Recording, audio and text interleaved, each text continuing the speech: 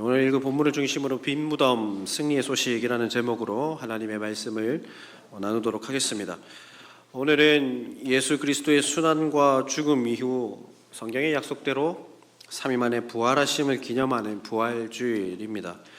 예수님께서 우리를 위해 시험 당하셨고 십자가에 달리시고 장사되셨습니다. 그리고 약속대로 3일 만에 부활하셨습니다. 우리 그리스도인들은 초대교회 성도들이 부활절을 온전하게 지키기 위해 40일 사순절을 지키며 예수 그리스도의 고난과 부활을 기념했듯이 2024년 부활절을 맞이하는 우리 역시 예수 그리스도의 고난과 더불어 우리 부활하심에 큰 관심을 기울이며 살아가야 합니다.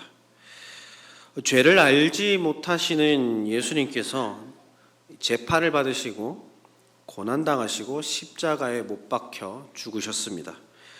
당시 총독 빌라도는 예수님을 신문하고 죄가 없다라는 것을 알았습니다. 그래서 마치 우리나라 광복절 특사처럼 당시 규례를 따라 3번이나 예수님을 놓아주려고 시도했지만 바라바를 놓아주라는 유대인들의 간청에 예수님 대신에 빌라도는 흉악범인 바라바를 놓아주게 됩니다. 그렇게 죄를 알지도 못하시는 예수님께서 저와 여러분들의 죄를 대신 짊어지시고 참혹한 십자가에 달려 돌아가셨습니다. 죄가 없으신 하나님이신 예수님께서 이 땅에 성육신 하신 것 자체가, 인간의 몸을 입고 이 땅에 오신 것 자체가 정말 말로 형용할 수 없는 엄청난 고난입니다.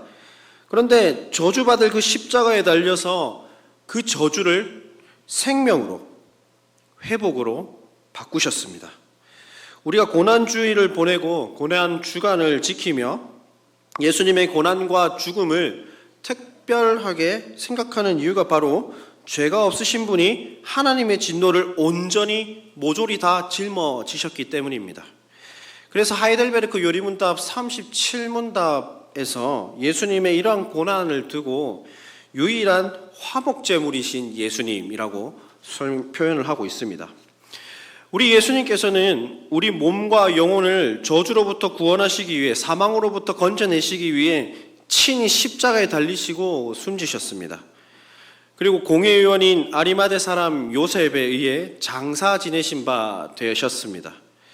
예수님께서 무덤에 묻히시는 그 장사 되셨다라는 의미는 예수님께서 진정으로 죽으셨음을 확증하고 성경의 말씀대로 이루셨다라는 것을 보여줍니다. 특별히 오늘 본문에 기록된 이 빈무덤 사건은 우리가 오전 예배 시간에 들었듯이 누가복음의 말씀뿐 아니라 나머지 복음서 모두가 동일하게 기록하고 있습니다.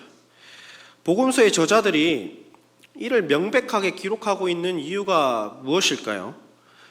예수님의 죽으심은 확실한 죽으심이고 사람이 지어낸 이야기가 아니며 역사적 사건, 실제이며 사실이라는 것을 강조하기 위함에 있습니다. 그런데 분명히 장사되시고 무덤에 계셔야 할 그 예수님께서 지금 그곳에 없습니다. 우리 본문 1절을 한번 다시 보십시오. 안식 후 첫날, 주일이죠. 새벽에 예수님이 묻힌 무덤에 여자들이 찾아왔습니다. 와서 준비했던 향품과 향유를 가지고 옵니다. 눈앞에 놀라운 광경이 펼쳐져 있습니다. 돌이 무덤에서 굴려 옮겨졌고 안에 들어가 보니 예수님의 시체가 보이지 않습니다. 무덤 안에 예수님의 시체가 없는 것을 본 여인들의 반응을 한번 보십시오. 4절입니다. 이로 인하여 근심할 때에, 여인들이 근심하고 있습니다. 그때 문득 찬란한 옷을 입은 두 사람이 곁에 섭니다. 다른 복음서에는 이 찬란한 옷을 입은 두 사람을 두고 천사라고 기록을 하죠. 그 천사들을 본 여인들은 두려움에 얼굴을 땅에 대고 벌벌 떨었습니다. 아무도 부활에 대한 이러한 생각을 하지 못했던 것으로 보입니다. 이렇게 두려움에 떨고 있는 여인들을 본 두 사람, 이 천사들이 여인들에게 다가가서 이렇게 말씀하십니다. 우리 본문 5절과 6절 말씀을 우리 한 목소리로 같이 읽어보겠습니다. 5절 6절 같이 읽습니다. 시작. 여자들이 두려워 얼굴을 땅에 대니 두 사람이 이르되 어찌하여 살아있는 자를 죽은 자 가운데서 찾느냐? 여기 계시지 않고 살아나셨느니라. 갈릴리에 계실 때에 너희에게 어떻게 말씀하셨는지를 기억하라. 아멘. 빈 무덤 앞에서 근심하며 천사들을 보고 두려워하고 있는 여인들에게 천사들은 죽어 장사되신 예수께서 여기 무덤에 계시지 않고 살아나셨다라고 말씀합니다. 빈 무덤은 예수님의 부활을 증거하고 있습니다. 여기서 살아나셨다라고 하는 단어는 문법상 수동형 동작을 지닌 과거 형태입니다. 이미 나게 된 사건을 지칭합니다. 예수님의 시체를 무덤에서 결코 찾을 필요가 없습니다. 이미 살아나셨기 때문입니다.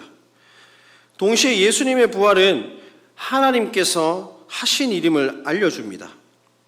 천사들이 말한 것은 그게 다가 아닙니다. 6절 말씀을 다시 한번 보십시오. 마지막에 어떻게 되어 있습니까? 갈릴리에 계실 때에 너희에게 어떻게 말씀하셨는지를 기억하라라고 우리에게 말씀합니다. 천사들은 여자들에게 예수께서 갈릴리에서 부활에 대해 예고하셨던 사실을 상기하도록 합니다. 7절 말씀도 우리 같이 한번 읽어보겠습니다. 7절 말씀입니다. 시작. 이르시기를 인자가 죄인의 손에 넘겨져 십자가에 못 박히고 제3일에 다시 살아나야 하리라 하였느니라 한데. 아멘.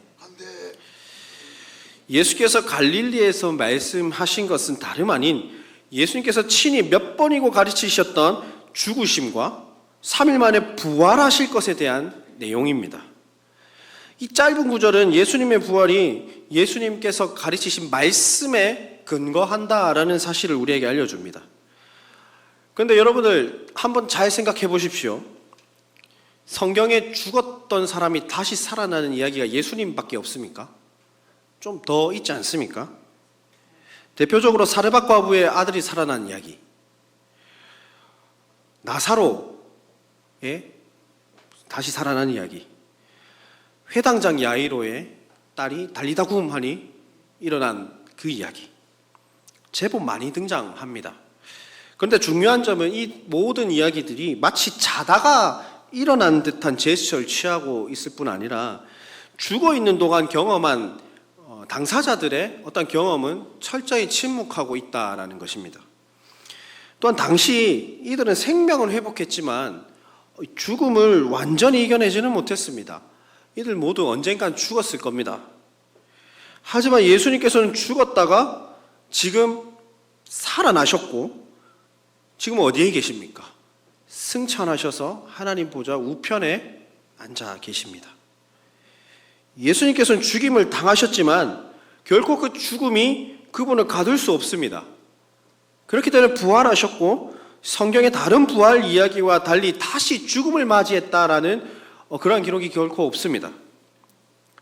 그러나 우리가 여기서 짚고 넘어가야 할 한 가지 과제가 있습니다. 오늘 읽을 본문을 두고 소위 빈무덤 사건, 빈무덤 전승이라고 합니다. 빈무덤이 알려주는 궁극적인 메시지는 예수님께서 실제로 육체가 부활하셨다라는 것입니다. 초기 기독교인들의 신앙의 중심에는 예수 그리스도의 죽음뿐 아니라 부활 신앙도 같이 있었습니다. 그만큼 빈무덤에 관한 유언 비어들도 참으로 많았습니다. 마태복음의 기록에 따르면 대제사장들과 바리새인들이 무덤 앞에 경비병을 좀 배치해달라라고 요청하는 기록이 있습니다. 아마도 예수님 당시에 이 대제사장들과 바리새인들이 군인들을 돈으로 매수해서 이 제자들이 예수님의 시체를 훔쳐갔다라는 유언 비어를 퍼뜨렸고 소위 도적설에 대한 공격을 막고 부활을 확증하고자 하는 일종의 시도들로 보입니다. 그러나 복음서 전체에 기록된 예수님의 시체가 없어진 이 빈무덤 사건은 우리에게 분명히 알려주는 것이 있습니다. 예수님께서 죽으시고 장사되셨고 3일 만에 살아나셨다라는 선언을 우리에게 보여주는 겁니다. 하지만 오늘같이 과학이 발달하고 눈에 보이는 것을 믿어야 하는 시대 상황 속에서 무려 2000년 전에 있었던 예수 그리스도의 죽음과 부활이 의심이 됩니다. 우리 신화처럼 취급되어지기도 합니다. 점점 더 부활이 우리에게 무슨 유익이 있는지 의심하고 또 의심하는 시대 상황을 우리는 살아가고 있습니다. 우리 믿는 신자들도 마찬가지입니다. 우리 믿는 신자들 역시 부활에 대한 소망을 품는다고 말은 하지만 부활과 전혀 상관없는 삶을 살아갑니다. 여전히 부활이라고 하는 것은 너무나 먼 미래처럼만 느껴지고 2024년 부활절이 끝나고 나면 기억하기가 쉽지 않은 단어입니다. 당장 내 눈앞에 부활이 필요 없을 것 같은 그런 느낌이 들기도 합니다. 언제 올지도 모르는 이 주님의 때에 일어날 부활, 그것을 사실로 믿는 것에 유익에 집중하기보다 그럴듯하게 말씀대로 사는 것이 더 중요하지 않겠냐고 부활의 가치를 깎아버리는 그러한 행동도 우리가 범하곤 합니다. 부활을 이해하는 것이 삶에 도움이 될 수도 있겠다 하는 일말의 의심하는 그러한 태도들입니다. 우리가 그나마 부활을 평소에 좀 많이 생각하게 되는 순간이 하나 있습니다. 장례식입니다. 저도 장례인 예배를 인도를 좀 하다 보면 가장 많이 하는 말 중 하나가 부활 소망을 품고 고인이 걸어가신 믿음의 길을 기억하고 우리도 잘 따라가자라는 말입니다. 사랑하는 여러분, 부활 소망이 무엇입니까? 예수 그리스도의 부활이 우리에게 의미하는 바가 도대체 무엇입니까? 초대교회 성도들의 신앙 정립과 기본은 그리스도를 믿다가 생긴 어떤 상처와 같은 명예가 아니었습니다. 상처가 생길 만큼 굳게 붙들었던 예수 그리스도의 십자가와 부활이었습니다. 부활은 죽음을 이기신 사건입니다. 나아가 예수께서 부활하셨다라는 사실은 모든 사람이 죄를 범하였고 하나님 앞에 나아갈 수 없었던 그 죄, 본질상 진노의 자녀로서 죽을 수밖에 없었던 그 죄를 해결하신 겁니다. 그리고 예수 그리스도의 부활을 통해 우리에게 영원한 생명, 예수 그리스도의 그 의를 우리에게 주신 겁니다. 그 결과 우리는 죄와 사망의 권세에서 노임을 받게 되었습니다. 어느 누구도 우리를 정죄할 수 없게 되었습니다. 예수님은 우리의 죄 때문에 죽으셨고 우리를 위해 다시 부활하셨습니다. 그렇다면 부활이 우리에게 가져다주는 최고의 유익이 무엇입니까? 죄로부터 승리했다라는 것입니다.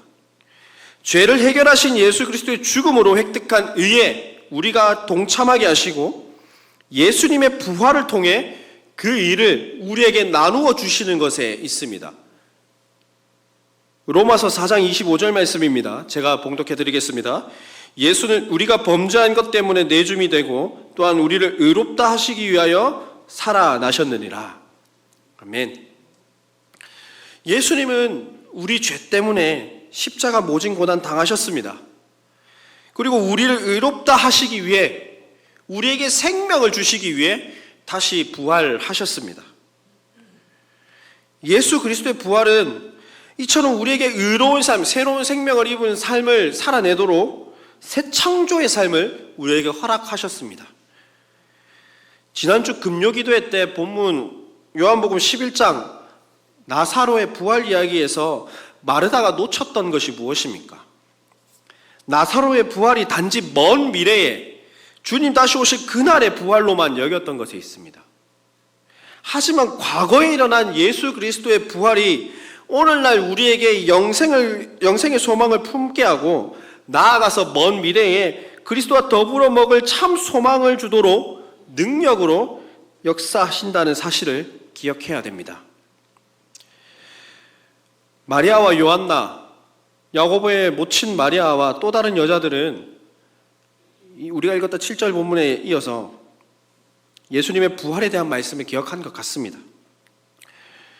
그러나 약속이라도 한 듯이 이 제자들은 본문 11절을 보시면 허탄한 듯이 들려 이를 믿지 않았습니다.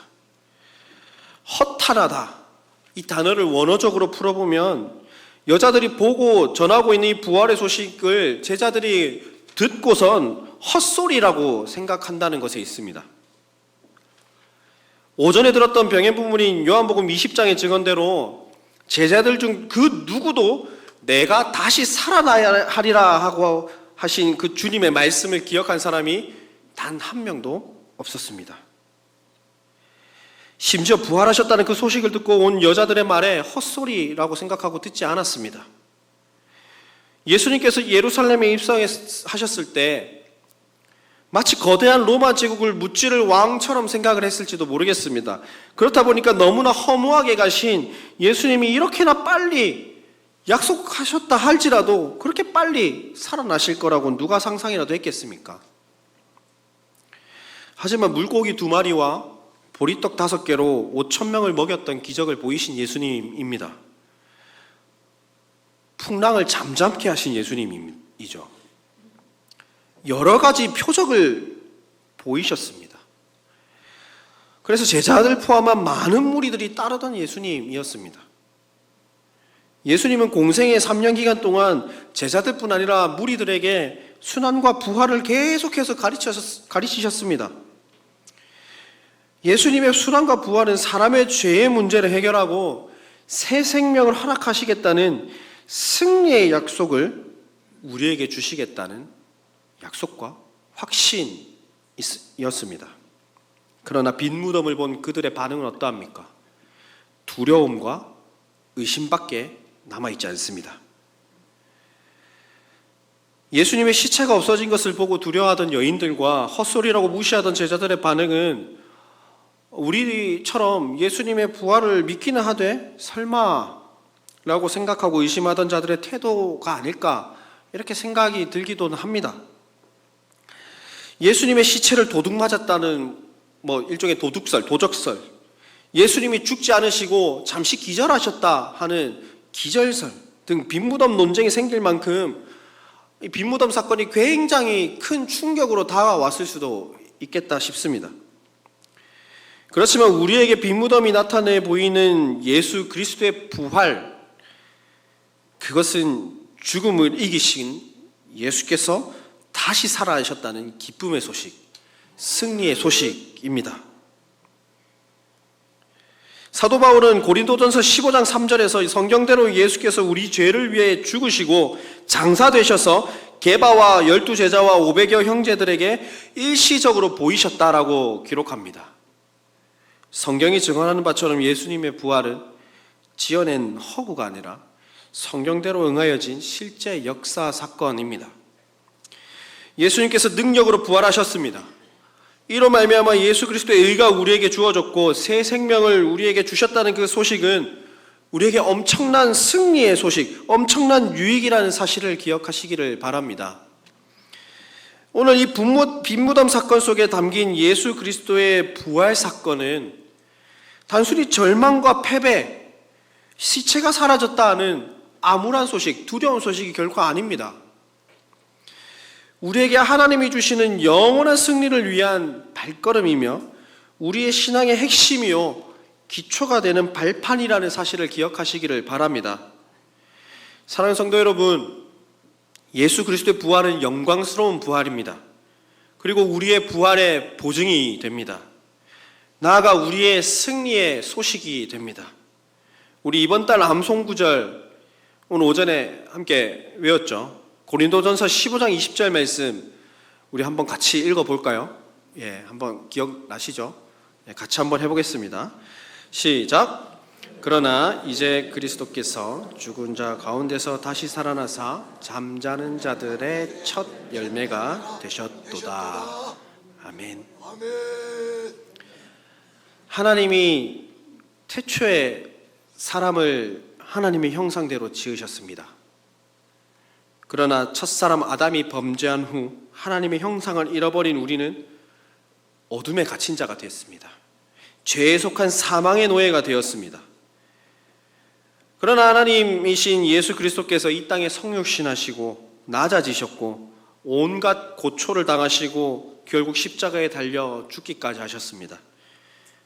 약속대로 3일 만에 부활하셨고 승천하시고 하늘 보좌에 앉으셔서 지금 우리에게 성령 하나님을 보내어 주시고 각 사람 가운데에 좌정하고 계십니다. 결코 우리를 떠나지 않으시죠. 성령님께서 우리 가운데 좌정하시면서 하시는 역할이 무엇입니까? 보혜사 되신 성령께서 예수 그리스도의 몸과 피를 먹고 마시는 성찬과 말씀이신 예수 그리스도를 믿게 하고 담대히 하나님의 보좌 앞에 나아갈 담력을 우리에게 주셨습니다. 동시에 죄로부터 해방시켜 순종하는 자들의 종이 되게 하셨습니다. 죄와 사망의 나라에서 사랑의 아들의 나라로 우리의 거처를 옮기게 하셨습니다. 예수님의 부활은 이처럼 우리의 삶에 현재적으로 밀접한 관련을 가지며 하나님의 능력으로 인한 일임을 성령께서 보증하고 계십니다. 예수님과 신비로운 연합을 한 우리입니다. 예수님과 신비로운 연합을 한 우리의 오감을 통해서 천국 잔치를 맛보게 합니다. 미래의 부활을 현재 이 교회를 통하여 우리가 드리고 있는 이 예배를 통하여 느끼게 합니다. 과거에 있었던 예수 그리스도의 부활이 우리의 부활을 위한 첫 열매가 되셨다는 사실 속에서 현재 성령의 내주를 통하여 부활을 믿고 미래에 있을 영광스러운 부활을 기대하며 매 순간순간 죄의 종로를 타며 살아가는 것이 아니라 승리하는 삶, 빛의 자녀의 삶을 살아가게 하는 것입니다. 예수님의 승리의 부활이 우리의 영광스러운 승리의 부활이 됨을 기억하시기를 바랍니다. 단순히 빈 무덤 앞에 납작 엎드린 여인들처럼 두려움 가운데 탄식하며 빠져 살아가지 맙시다. 제자들처럼 헛소리라고 그 부활을 의심하고 살아가지 맙시다. 본문 12절에 보면 베드로가 빈 무덤을 구부려 살펴보고서 놀랍게 여기며 집으로 돌아갔다 기록이 되어 있습니다. 그러나 원문상 의미로 보면 무덤에 세마포만 있다는 것을 보고 부활을 믿고 들떠서 돌아갔다라는 의미는 아닙니다. 여전히 베드로 의아하게 생각하며 돌아갑니다. 또한 우리가 36절 뒷부분 36절 문맥에서 예수님의 부활을 보고 놀라고 의심이 일어났다라고 기록을 합니다. 이처럼 부활을 믿는다고 말을 하면서 예수님 다시 오신다는 약속을 알면서도 여전히 불안해하고 부활을 의심하는 모습이 저와 여러분들의 모습인 것 같습니다. 하지만 우리가 놓여진 상황 속에서 주님께서 다시 사셨다라는 분명한 확신을 가지고 살아간다면 오늘 이 예수님의 부활이 그저 못 믿을 사건이나 눈물을 흘릴 슬픈 일 정도로 그치지 않을 것입니다. 부활절에 예수 다시 사셨다라는 그 고백이 우리에게 세상에서 제일 기쁜, 제일 즐거운 그러한 소식이 되시기를 바랍니다. 결코 빈 무덤은 슬픔의 자리가 아닙니다. 승리를 쟁취한 군사들처럼 기쁨의 현장이어야 합니다. 우리가 예수 그리스도의 승리와 부활을 믿고 달려갈 때에 우리는 패배했다는 탄식에서 승리라는 소망으로 기쁨으로 달려갈 수 있음을 기억하시기를 바랍니다. 사랑하는 성도 여러분, 예수께서 우리의 모든 죄를 짊어지고 가시는 유월절 어린 양이 되셨습니다. 우리가 받아야 했던 모든 형벌과 죽음의 죄까지 다 대신 짊어지시고 어린 양으로서 십자가 위에서 도살되셨습니다. 그리고 약속대로 3일 부활하셨습니다. 부활하신 예수님께서는 부활을 의심하는 제자들, 자신을 부인했던 그들에게 찾아갔습니다. 그리고 그들을 모조리 목을 이렇게 넥슬라이서 치고 때리고 패고 한 게 아니라 친히 창에 찔린 옆구리를 보여주셨습니다. 못자국 난 손과 발을 보이셨습니다. 친히 부활의 보증, 부활의 첫 열매가 되심을 보여주셨습니다. 이로써 예수님의 십자가와 부활이 결코 무기력의 결과가 아니라 패배했다는 그 모습이 아니라 하나님의 뜻에 대한 절대 복종의 결과, 그래서 승리의 소식임을 나타내 보이셨습니다. 예수님의 부활이 성경대로 성취된 것을 확인한 제자들이 간 곳은 다시 십자가가 있었던 예루살렘이었습니다. 마치 실패한 것 같아 보였던 그 예루살렘, 그 길이 이제는 그들의 사명의 길로 바뀌는 현장이 되었습니다. 예수께서 부활하시고 성경을 풀어주시자 마치 패배자들이 가는 듯한 그 현장을 승리의 소식인 부활을 증거하는 현장이 되었습니다. 부활은 우리에게 절망과 탄식의 자리를 은혜와 생명이 가득한 자리로 바꾸어 주시는 하나님의 절대적인 은혜입니다.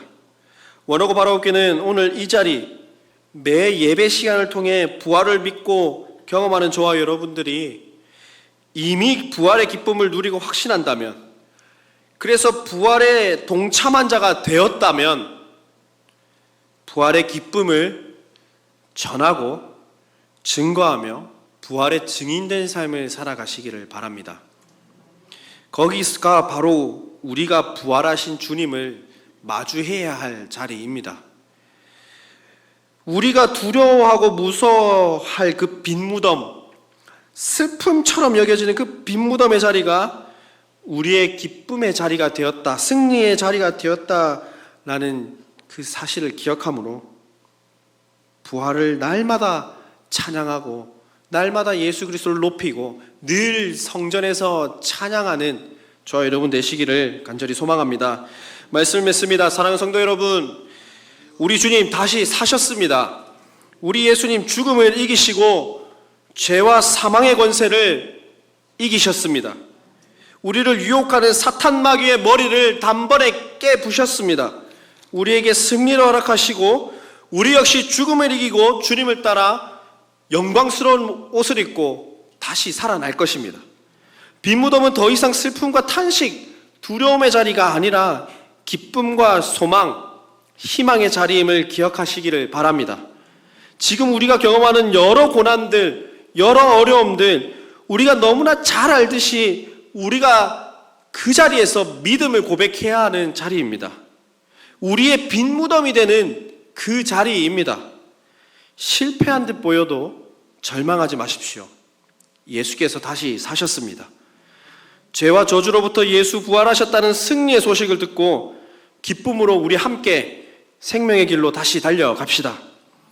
예수님 부활의 기쁨으로 동참하여 예수 부활, 나의 부활, 예수 생명, 나의 생명 되는 저와 여러분들의 삶이 되시기를 간절히 소망합니다.